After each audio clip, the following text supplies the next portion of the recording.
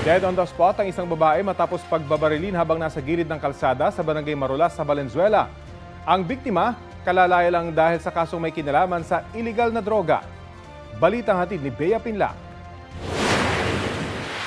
Nabulabog ang Barangay Marulas, Valenzuela kahapon nang dumating ang dalawang lalaking ito sakay ng motorsiklo. Ang angkas ng motor, pinagbabaril ang babaeng nakatayo sa gilid ng kalsada.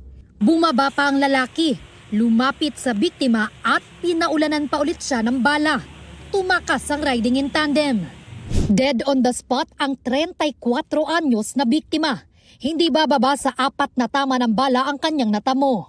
Ayon doon sa mga witness na na-interview natin, may ka-meet up itong biktima natin at nung nado na nga sa sabay kanto ay agad na may dumating na dalawang tao na magkaangkas sa isang motorsiklo at doon na pinaslang na nga itong ating biktima. Based doon sa ating investigation, unsehan sa droga itong dahilan kung bakit siya pinaslang.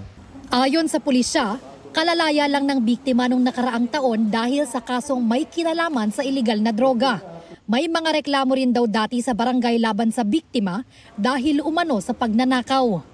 Pagnanakaw lang talaga ang lagi niyang reklamo rito sa amin. May pag-uusap sila na hindi na uulitin. So nag-agree naman yung natin, yung mga natin, yung mga complainant na hindi niya na uulitin. Kaya nga lang nauulit niya sa ibang tao naman.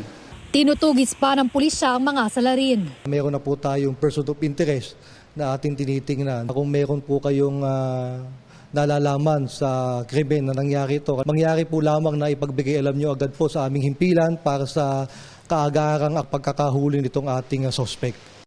Bea Pinlac, nagbabalita para sa GMA Integrated News.